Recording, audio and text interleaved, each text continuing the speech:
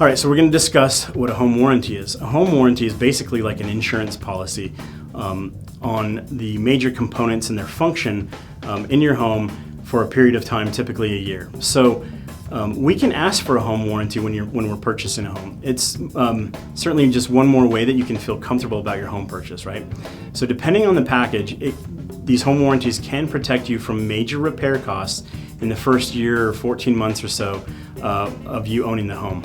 In this market, a seller may refuse to offer something like that. You can still always buy one yourself, and some people actually that I know really have been saved by these things. So there's an issue with their home, something breaks down, they call up the home warranty company, they send someone out, and for just a small, like nominal visitation fee, $65, $75, they come out and they not only repair something, but potentially replace it if it's unrepairable. So that can be a huge benefit.